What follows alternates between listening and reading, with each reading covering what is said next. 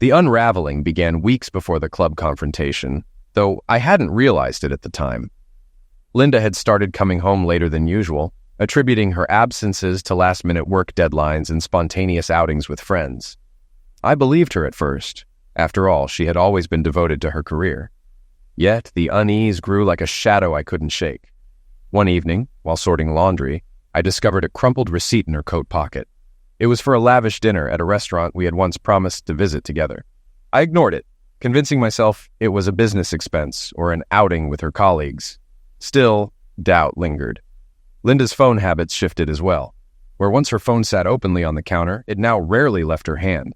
Notifications were silenced, and when I casually inquired about her messages, she brushed it off with a forced laugh.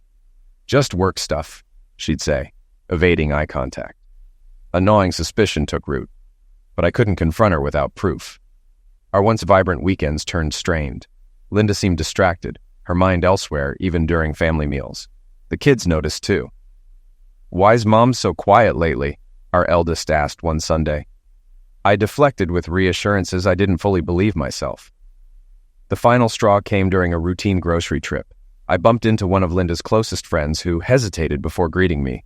Her demeanor was stiff, her smile artificial.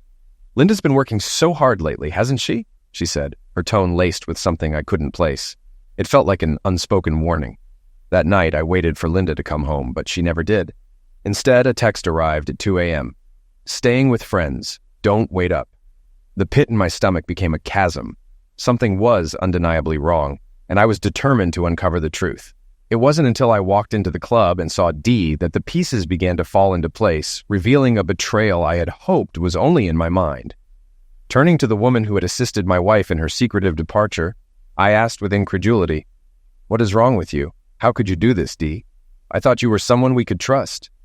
We had often debated the implications of infidelity in marriage, unanimously concluding it was an unpardonable act. Now, witnessing this betrayal firsthand, I could hardly believe it. She shrugged, almost casually. "He's famous," she said, as if that justified it. "You'll get over it." I couldn't hold back. "I always thought you were dim, but I underestimated just how much—" I stepped closer, my tone icy. "Do me a favor. Don't ever speak to me again. If I'm drowning and you see me, keep walking." She barely reacted. It was clear she was checked out. This wasn't a conversation anymore. It was the end of pretense. As I walked away, a huge bouncer blocked my path. "Done for the night?" he smirked. "Go back to your table. Drinks are on the house." "How much is he paying you to intervene?" I asked, voice low and dangerous. "Because if you don't move, you'll need every penny."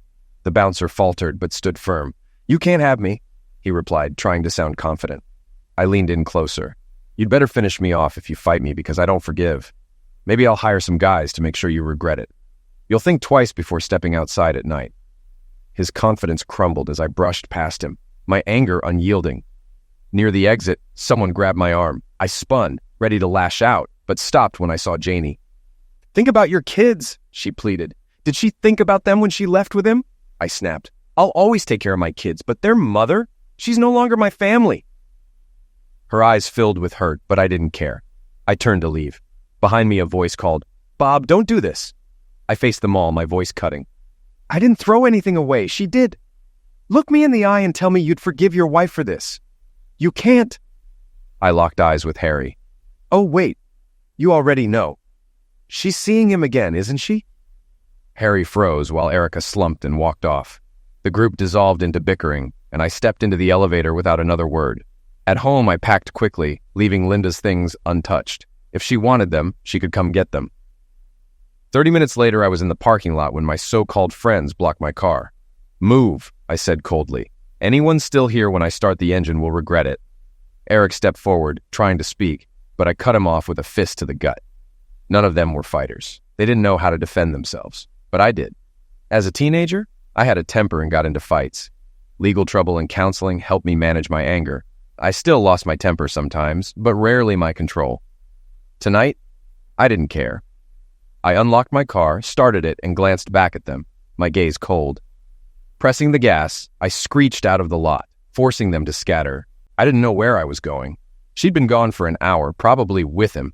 Part of me wanted to find them and end it violently, but I knew that wasn't realistic. He was a pro football star with millions and a fortress for a house. I was just an average guy with rage.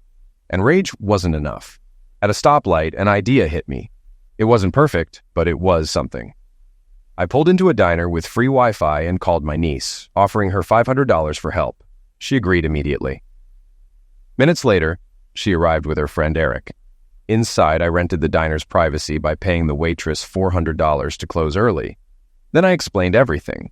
My wife leaving with a pro athlete, her friends covering for her, and my need for justice. My niece, Nanette, was furious. "Your wife left you for a jock and her friends helped? What kind of people are these?" she snapped. "They're her friends from school," I replied. "She's changed, not me. Now, let me tell you my plan, and you tell me how bad it is." Nanette grinned. "Eric, get the black box." The black box was a modified, untraceable laptop. Nanette assured me it was safe.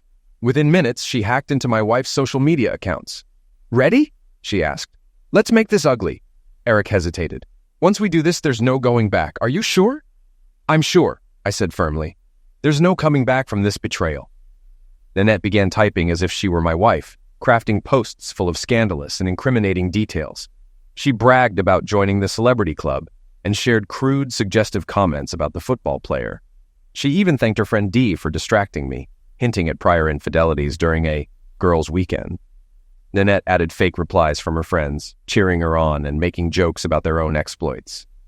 The posts were brutal, leaving no room for doubt about their betrayal. When she finished, Nanette turned to me. "It's done. Your wife's social life is officially a nuclear wasteland." I nodded, the weight of the night settling in. There was no turning back now. Nanette found some pictures of the idiot and Linda, then posted them online. By midnight, notifications were pouring in, and I could imagine her social circle buzzing with calls despite the late hour. Nanette didn't stop there. She lit up Instagram, Twitter, and TikTok. I wasn't worried about Linda noticing. She likely had her phone off. Comments came fast. "Is this a joke? I bet your husband doesn't think it's funny." "What's wrong with you?" Even her favorite aunt chimed in, apparently awake at this hour.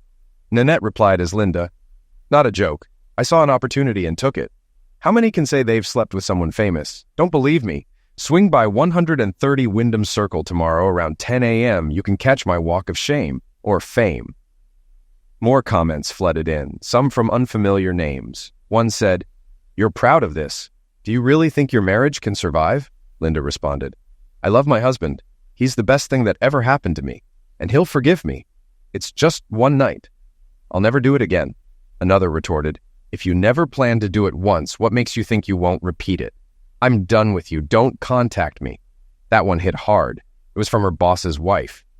Nanette grinned and posted everything to Linda's company page. Monday was going to be interesting. Other responses were just as scathing. "This isn't funny," Linda replied again. "Every word is true. We'll be fine. I have faith in my husband." A commenter shot back, "Faith? You've destroyed any reason he had to trust you. This is beyond stupid." Her cousin chimed in, "I'm done with you. Don't try to reply. You're blocked." Nanette hesitated. "She always liked Linda. Are you sure you want to keep going?" "Not yet," I said. "I've got more to do." Nanette ramped up the chaos, posting to the football team's website, the NFL office, charities, and city officials. Then she hacked the guy's accounts.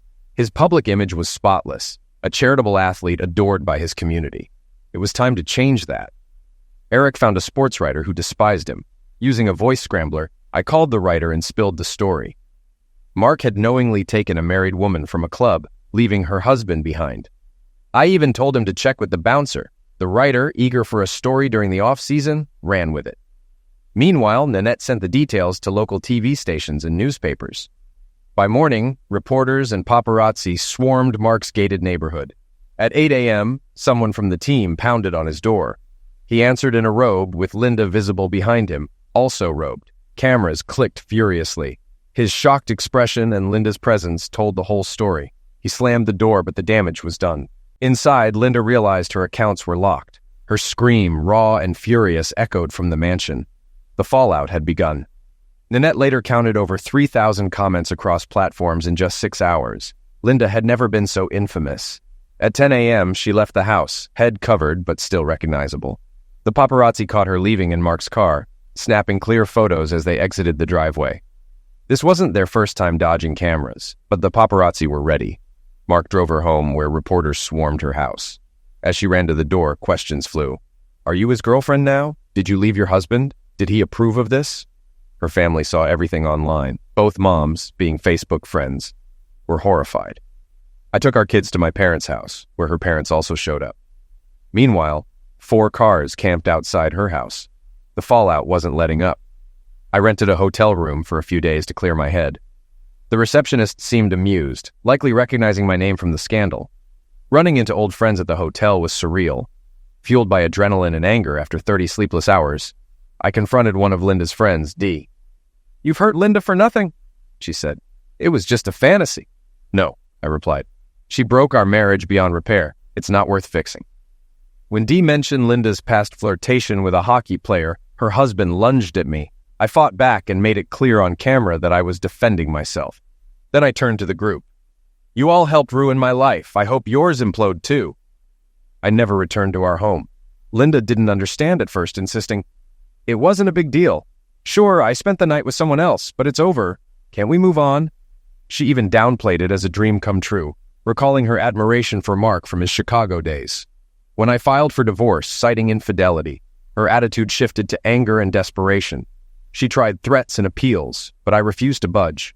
The scandal nearly cost her job, and her boss's wife barely tolerated her presence. The media frenzy escalated when the paparazzi bribed the club's bouncer, who revealed that Mark had a history of similar incidents. He wasn't just a party boy. He was a habitual homewrecker. Mark probably regretted not signing with a different team after leaving Chicago. As a Panthers player in North Carolina, an alienation of attachment state, he should have lived outside the state line. My lawyer advised against pursuing him until my divorce was finalized, but Mark, his team, and the NFL immediately went into damage control. One evening, I opened my apartment door to a man holding a briefcase. Sir, I'd like to talk to... Leave, I said, slamming the door and locking it. He pounded so hard that I called the police, who escorted him away. Before leaving, he glared at my security camera and shook his fist. Soon after, I got a call from the team's new owner. How did you get my number? I asked. He sighed. Does it matter? I hung up, changed my number, and repeated this routine for 8 days. Then another caller identified himself as a representative of the children's charity Go Deep. I don't have funds for another charity, I told him. I'm not asking for a donation, he responded. We want to offer you money. Why? I asked, confused. The charity's founder is Mark Lee, he explained. Without saying another word, I hung up again and blocked the number. Soon, I started receiving emails blaming me for the charity's decline. When I finally decided to return the call, they immediately accused me of tarnishing Mark's reputation. Let me be clear, I said, my voice steady. This man seduced my wife right in front of me, with dozens of witnesses. She stayed overnight. Whether or not she admits it, we know what happened. If he publicly confesses, I might consider talking. That wouldn't be wise, the caller warned. Can't you just let this go? No, I replied firmly. Tell Mark to invent time travel, undo what he did, and then we'll talk. Otherwise, things are about to get much worse. Don't contact me again. Later, I vented to Eric and Nanette about my frustration with cell phones, which sparked an idea. They developed an app that mimicked the sound of slamming a phone receiver. It sold 50,000 downloads in 2 months, earning enough for me to buy a house. The kids loved it, but leaving them for good broke my heart. Linda was delusional, insisting it was just one night. One night too many, I replied. You planned this with your friends so I wouldn't stop you. You stole our future that night. Mark doesn't care he ruined a family. My rare outburst startled her. Maybe she thought I was weak because I never raised my voice before. The kids struggled with the separation, so I sent them to therapy. The therapist carefully explained that their mother had made a serious mistake and was facing the consequences. The therapist invited us to separate sessions and provided me with summaries since I was paying. Linda continued denying her guilt and told the kids her actions weren't serious enough to justify divorce. When our daughter asked what she had done, Linda said it was an adult issue she'd understand when she was older. Our 4-year-old son, who picks up a lot from the media, asked questions too, but Linda only admitted to making a mistake and said she was trying to fix it. He didn't seem convinced and harbored resentment toward her. In my session, I answered honestly. Yes, son, I'm divorcing your mother because she broke a commitment. Promises, especially those made in front of others and bound legally and spiritually, matter. When someone breaks that trust, it's hard to rebuild. Imagine I promised to pick you up every Wednesday but left you waiting one day because I chose to do something else. How many times would you believe me before deciding you couldn't trust me? I followed the therapist's advice, refraining from criticizing Linda, and assured them that despite the divorce, we both loved them deeply. Linda, however, undermined this by telling the kids that I was being stubborn and that the divorce was unnecessary. The therapist, frustrated, confronted her, saying, "Your children already understand that your relationship with your husband is over. You need to accept responsibility for your actions and move on. I recommend counseling for you to process this, but I will no longer work with you." This only prompted Linda to pursue counseling, which the judge mandated for 8 sessions. The therapist had the option to halt sessions after 4, if no progress was made. During the hearing, I addressed the judge. "Your Honor, I'll attend these sessions as required, but I refuse to go beyond 8. I have no interest in reconciling with my wife beyond co-parenting. If necessary, I'm prepared to face fines or jail. Also, I request that her lover attend 1 session to explain why he believes it's acceptable to sleep with married women and how that shouldn't impact a marriage. Thank you." My lawyer looked shocked. The judge seemed torn between laughing and reprimanding me, and Linda appeared on the verge of getting sick. Her lawyer looked desperate for something to object to. After banging his gavel twice, the judge spoke. "I can't mandate someone to marriage counseling for a marriage they're not in. I'll draft a letter for consideration, but don't expect much. Your attorney can legally subpoena him to court if you want, but that's your call. Counselors, submit a list of therapists or get one from the court. Sessions must start in 2 weeks, twice a week to finish quickly. If a session is missed, it will count as valid and no rescheduling will be allowed. Ordered, next case." Linda wasn't happy. She confronted me by the car, her expression determined. "This needs to stop. It's not what I wanted." I hesitated for a moment, but asked, "What did you expect?" "I thought you'd be mad, but love me enough to move past it. It was just one night. That's not worth throwing everything away. Our years together, our family, our kids." I snapped, "It wasn't just one night, it's every night after that. You humiliated me in front of friends, some of whom even helped you sneak away like a thief. Before, I would have bet my life you loved me and our kids. Not anymore. We're done. No amount of counseling will fix this. See you at the first session." She paused, then said, "Wait, I need a favor." "A favor? Really?" "It's about Mark. Could you cut him some slack? His charity work is suffering. Think of the children." I retorted, "Like you two thought about ours that night, I don't care about his charities. Soon that'll be the least of his problems." "How do you know that?" she asked, her voice hesitant. She lowered her eyes. "He called me." "How did he get your number?" I demanded. Her face turned red. I realized, "You gave it to him that night, didn't you? Hoping for a repeat performance?" She stammered, "I don't know why I gave it to him. I just did." I laughed and got in the car, amazed at her audacity. Meanwhile, the pressure on me to back down increased. The league, the team, charities, and sports shows all urged me to drop it. Even my boss, a team fan, leaned on me. I responded by finding another job. When my boss realized how this would look publicly, he tried to backtrack, but it was too late, especially after I filed an HR complaint. I had a feeling his career was over. I started documenting every conversation, keeping them short and to the point. A sports announcer invited me on his top-rated radio show where I shared bombshells from these discussions. One about a team owner went viral. The owner called, furious, and threatened to sue. The host barely held back laughter. My guest is nodding. "Do you have a response?" I grinned. "What are you suing me for? Telling the truth? In this state, one-party consent makes it legal to record conversations. I won't use this legally unless you force me to. My lawyer says we have grounds to accuse your team and the league of maltreatment and mental anguish." The owner hung up. The clip went national, and I didn't hear from them again. As for Mark, the press ignored him unless it was about the divorce. Once treated like a hero, he grew frustrated. Despite his lawyer's warnings, he snapped and made a major mistake. He showed up at my house. The first thing I did after moving into my new home was install a top-of-the-line security system.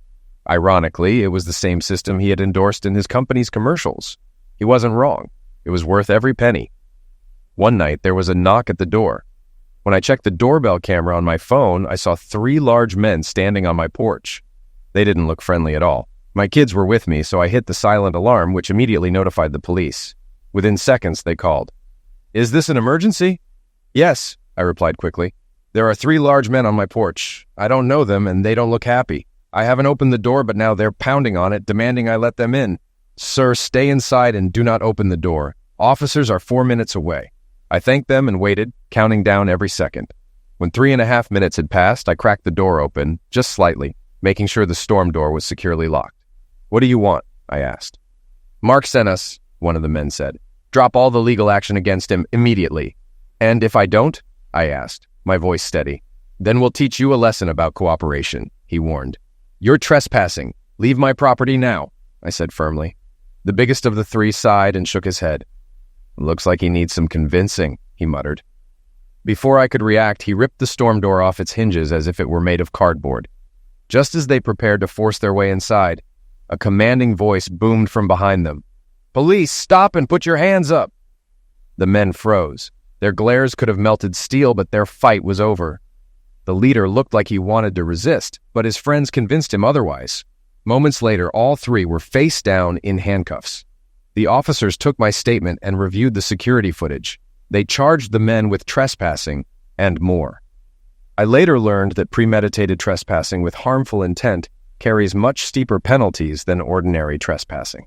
It turned out one of the men worked at a stadium, another was a friend, and the third was a practice squad player who was promptly dismissed.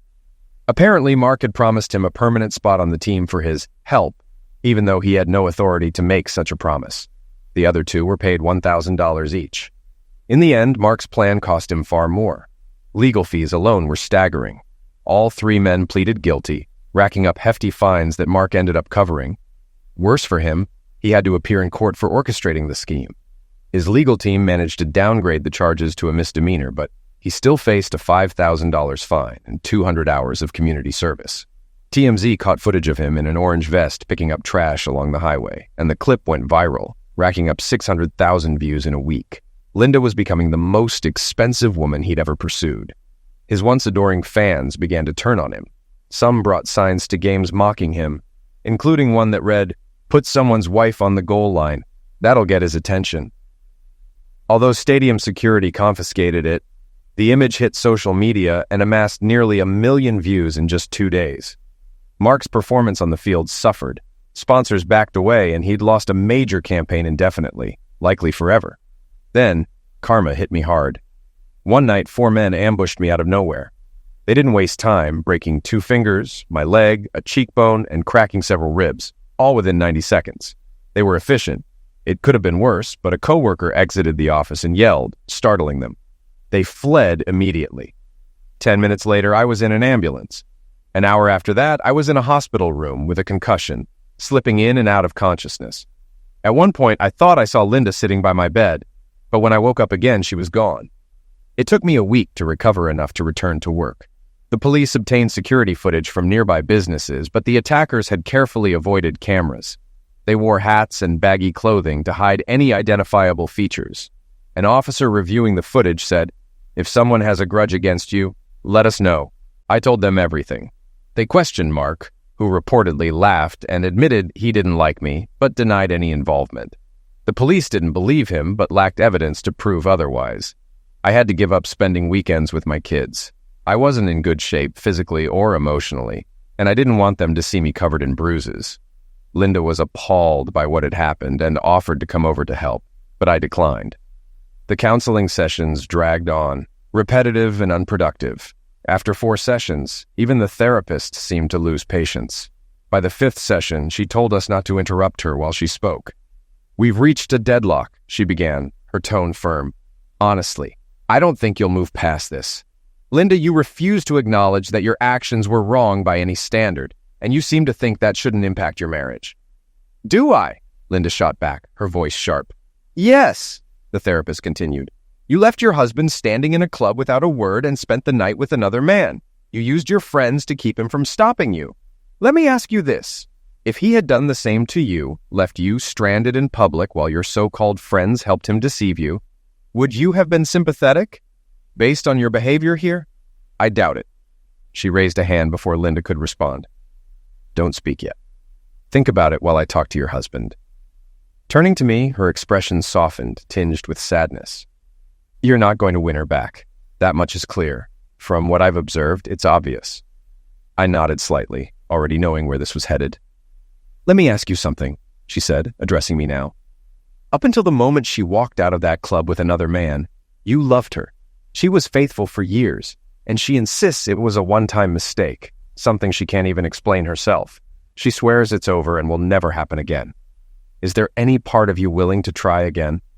I'll let Linda speak first. Don't interrupt. You'll get your turn. The therapist gestured for Linda to speak. After a brief pause, Linda began. You've said I show little remorse, but that's not true, Linda said, her voice softening. I have a lot of remorse. I never imagined my actions would hurt our marriage this deeply. I knew you'd be angry, but I didn't think it would lead to divorce. I regret everything, and I promise I'll never do anything like that again. I understand the cost now, and I want to make it right. Even if you can't fully forgive me, please come home so we can fix this. She finished, her eyes pleading with me. I looked at her, my voice steady. You can say whatever you want, Linda. But deep down, you knew how much your actions would hurt. You knew I wasn't the kind of man who would just shrug it off and say, it was a mistake, let's move on. If I did, you'd lose respect for me. Maybe you wouldn't actively seek out another opportunity, but if one came along, you'd take it knowing I'd forgive you. I'm not going to let that happen.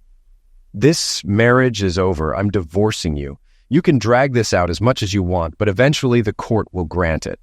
Don't make this harder than it needs to be. I turned to the counselor. Are we done? She sighed. Yes. I'll submit my report to the court by Wednesday, stating the marriage is irreparably broken and recommending the divorce. Linda's response was immediate. No, I'm not giving up. Think of the children. I think about the kids every single day, I said sharply. I don't have them. Tell me, Linda, when you were with him in his mansion, how often did you think about our kids? Was it worth it to you? Because for the rest of us, it wasn't. Face it, Linda, you made a colossal mistake. See you in court. By the end of the proceedings, everyone was exhausted. Linda's lawyer looked worn out. My lawyer was equally drained. The judge, clearly fed up, ended another stalling attempt and declared the divorce final. Linda left without a word, and my lawyer flashed a triumphant grin. The next day, we filed a lawsuit against Mark for alienation of affection. He wasn't required to sign with the Panthers or buy a home in North Carolina, but his outrage when he found out was legendary. His lawyer groaned, "He can't do this." "Unfortunately, he can," someone replied. "It's still legal here." Yes, it's an outdated law that should have been repealed years ago, but it wasn't. Mark's advisors urged him to settle quickly to avoid further damage to his reputation, but I refused every offer. I didn't care about the money. I wanted to drag his name through the mud. The investigators we hired uncovered evidence. A bouncer and a team leader admitted to being paid by Mark to help facilitate his actions. Mark tried to dodge court appearances, even citing football obligations, but the judge wasn't impressed. "Take a later flight," the judge said. "Be here tomorrow." Mark's charm didn't sway the jury. While his lawyers tried to stack the panel with sympathetic jurors, my lawyer outmaneuvered them. By the end, Mark's lies unraveled. First, he denied knowing Linda. Then, when confronted with evidence, he admitted she had been in his house but claimed nothing happened. His defense fell apart, and the damage to his reputation was irreversible. Linda decided to write me a letter, believing it might help me better understand her perspective. Since the letter was addressed to me and in my possession, we used it as evidence in court. Her claim of an abusive relationship with her lover didn't hold up, and her court testimony sealed the deal. She revealed everything, even the number of times she'd been with him. While her letter suggested 3 or 4 encounters, the reality was 5.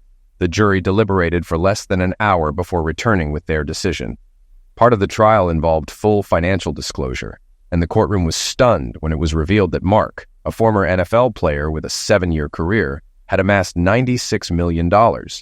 My lawyer nearly fainted when I was awarded roughly a third of that, $30 million. It was the largest settlement in the state's history, far surpassing the previous high of $8.8 million.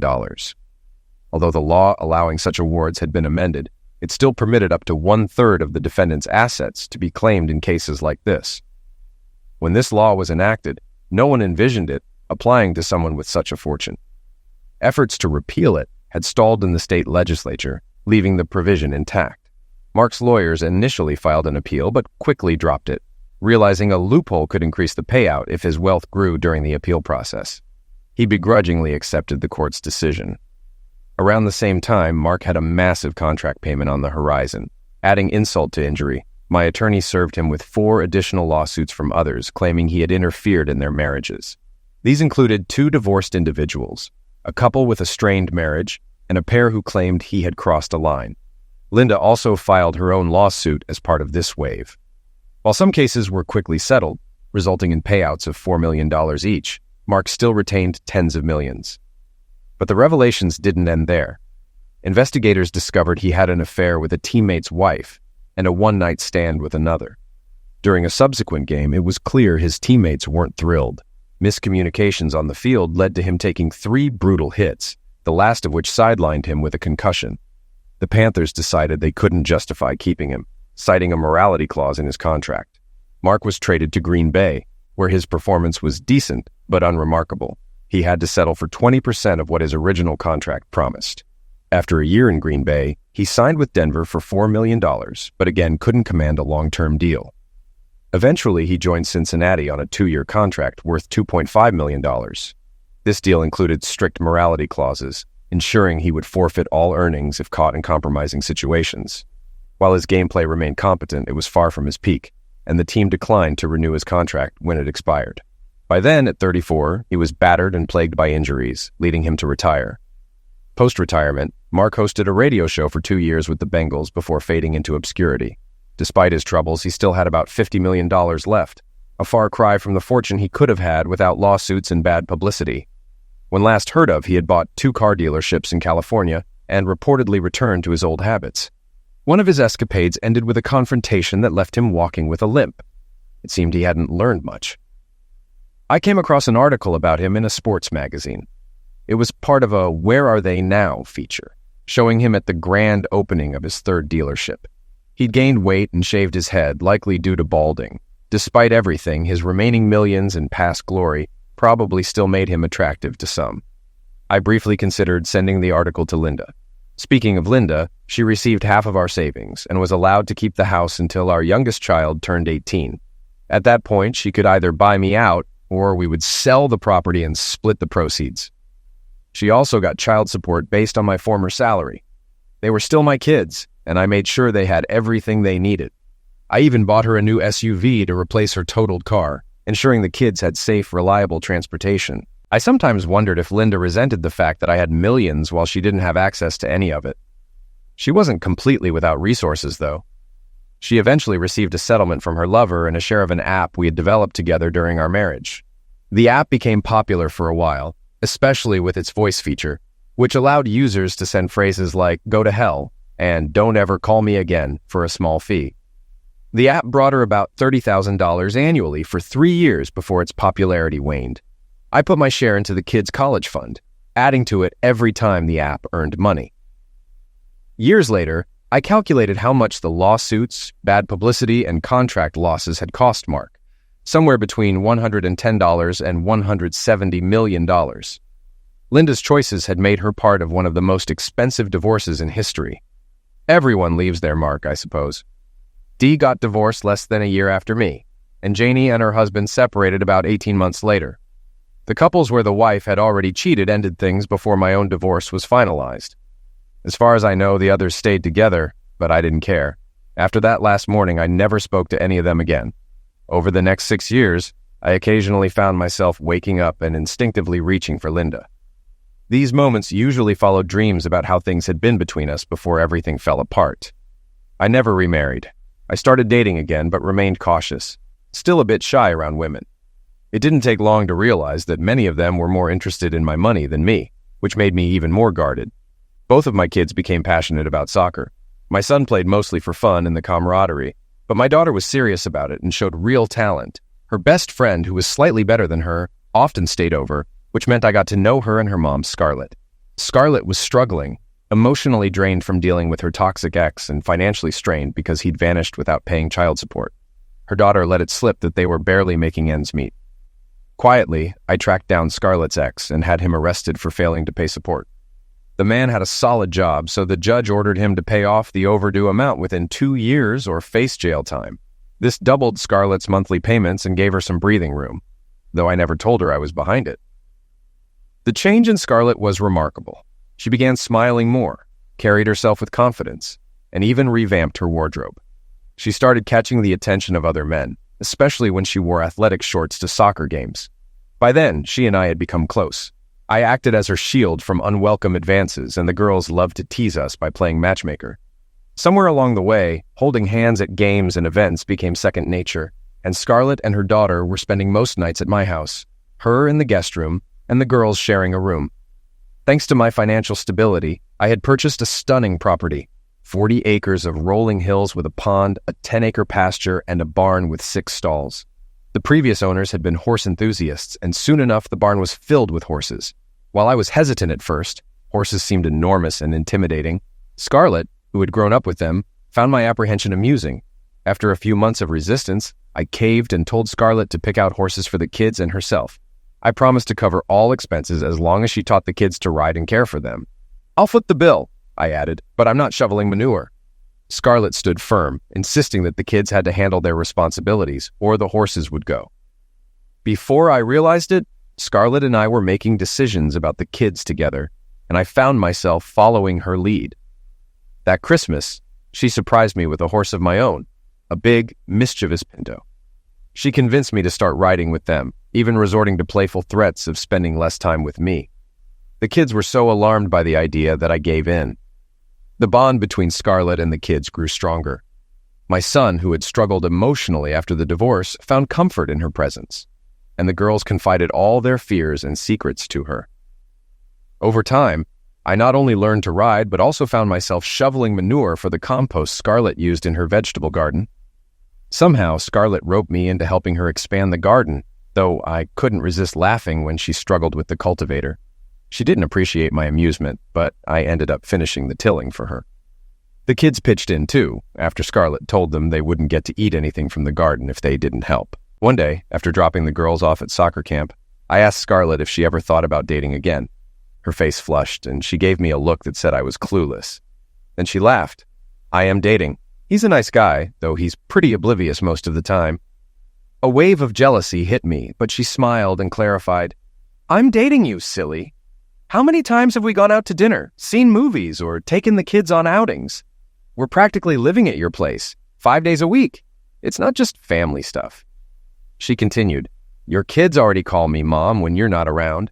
Kelsey's even planning to take you to Father-Daughter Day at her new school. It's a good thing she switched schools. Otherwise, we'd have a scheduling mess." Holding my hand, she added, "I've been in love with you for a long time. I know you've been hurt, but when was the last time you were with someone else? You can't remember, can you? Maybe because you've had feelings for someone but were afraid to admit it. Well, that ends today. If you want me, turn right and take us home. If not, turn left and drop me at my apartment." We were at an intersection, and I jokingly fiddled with the turn signal. "Looks like the left turn signal's broken," I said with a grin. Scarlett smiled brightly. "Then I'd better turn right, but brace yourself. There's going to be a collision. A big one. Let's go home." Later that evening, she reassured me. "I know what happened with your ex-wife, and I want you to know I'd never betray your trust. When I'm committed, I'm all in. I promise you that." Eventually, she offered to sign a prenup, but after I snapped at the suggestion, she just chuckled and never mentioned it again. Linda struggled for a while after everything went public. The fallout from her affair with me and the alienation of affection lawsuit that dominated the headlines for weeks clung to her like an unwelcome shadow. She left her job, claiming the emotional baggage was too much to bear. Financially, she was stable thanks to the generous divorce settlement she received from me, so she took nearly a year off before working again. Eventually, she joined a fledgling company, did her homework, and invested $1 million in the startup, acquiring a 10% stake. Within a year, she was promoted as the business began to grow. Out of curiosity, I decided to look into the company. They had a solid product and a smart business model, but they were clearly underfunded. After consulting with my investment team, I discreetly put $5 million into the company under our children's names when they went public, giving Linda the voting proxies. Despite her betrayal, I trusted her to always prioritize our kids' best interests. With the investment, she became the controlling partner. When the company restructured, Linda was promoted to vice president of sales and production. She threw herself into the role, working more than 50 hours a week, but she seemed energized by it.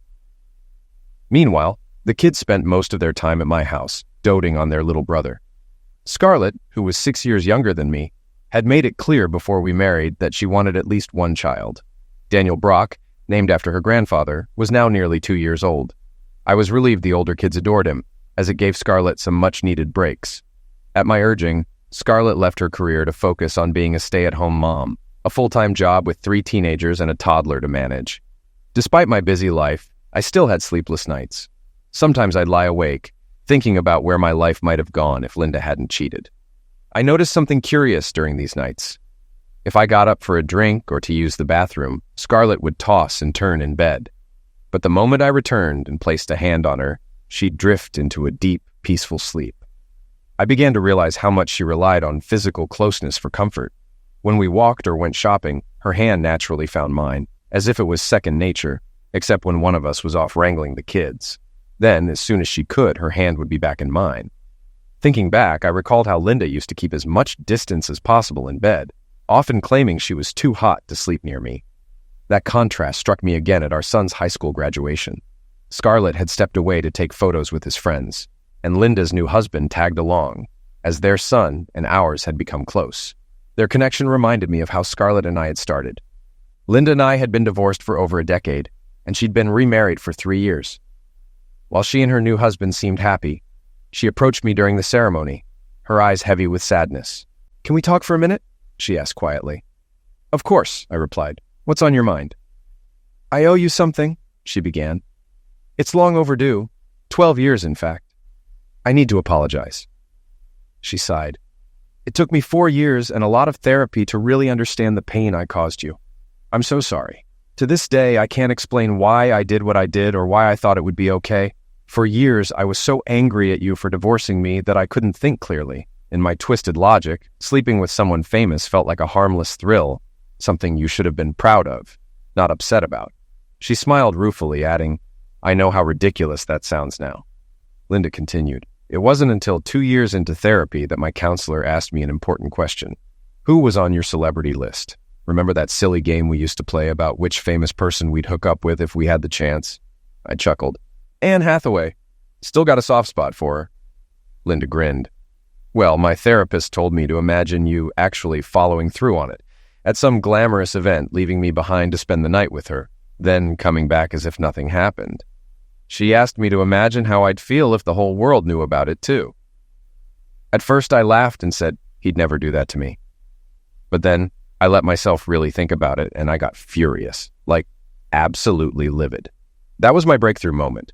I realized that my anger in that hypothetical situation was the exact pain I inflicted on you in real life, and I knew nothing could ever erase that. She looked at me, her voice steady but tinged with regret. "So here it is. I was wrong. You had every right to end our marriage. If the roles were reversed, I'd never have trusted you again, no matter how much you apologized. If I could go back, I'd laugh in that guy's face when he asked me to dance." Her sincerity took me by surprise. "Thank you, Linda," I said after a moment. Hearing this now, it helps in a way. As I walked away, her words stayed with me. Life doesn't give us do-overs. Burned bridges are hard to rebuild, and the water that's flowed beneath them isn't coming back. I had a lot with Linda, but with Scarlett, I found everything I could ever need. After everything had settled, the court battles, the media frenzy, the emotional turmoil, life took on a strange calm. It was as if I had been living in the eye of a hurricane, and now the storm had passed, leaving a quiet but oddly unsettling stillness. I looked around at the life I had rebuilt, piecing together the remnants of what once was and forging something entirely new. The house echoed with laughter from the kids and Scarlett's gentle voice calling everyone to dinner. But there were moments, especially late at night, when the quiet became a mirror, reflecting back all the pain and growth I had endured. I often found myself in the barn, brushing the horses long after the kids had gone to bed. There was something therapeutic about the rhythmic motion, the way the animal's steady presence grounded me. Scarlett would sometimes join me, her laughter soft in the dim light as she teased me about my growing fondness for the creatures I once feared. "You're a natural," she'd say, her eyes sparkling. "Who would have thought?" As the years went on, the scars of the past began to fade, though they never disappeared entirely.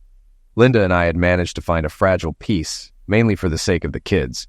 She had remarried, and while I could see she was happy in her way, there was always a trace of regret in her eyes when we crossed paths at family events. It wasn't malicious or bitter. It was simply a quiet acknowledgement of what could have been. Scarlett, on the other hand, was a constant reminder that life has a way of surprising us when we least expect it. She had brought so much light into our lives, not just for me, but for the kids as well. My daughter often said Scarlett was her role model, someone who balanced strength and kindness with grace. Watching them together filled me with a sense of gratitude I couldn't put into words. One evening, as we sat on the porch watching the sun set over the rolling hills, Scarlett turned to me, her expression serious. "Do you ever think about forgiveness?" she asked. I hesitated. "For Linda?" She nodded. "Not for her sake, but for yours. Carrying anger and resentments, it can be heavy." I leaned back in my chair, considering her words.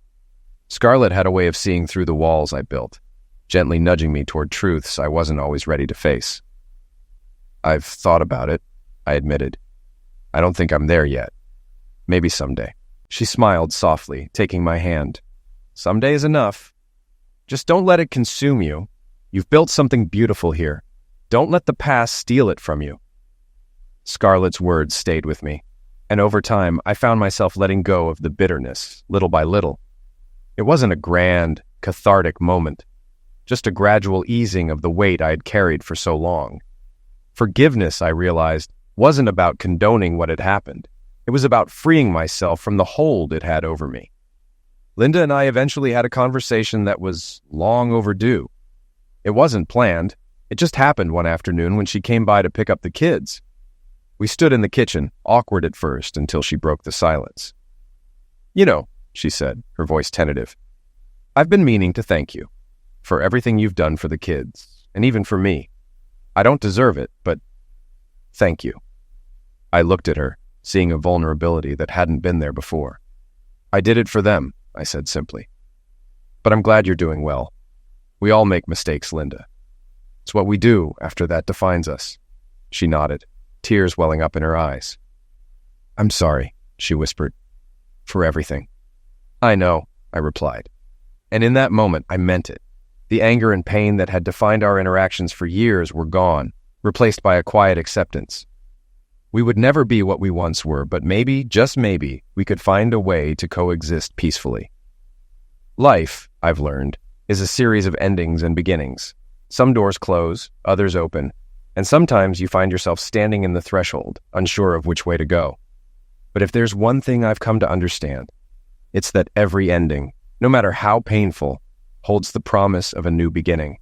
And as I sat on that porch with Scarlett, her hand in mine and the sound of laughter echoing from the barn, I knew I had found mine.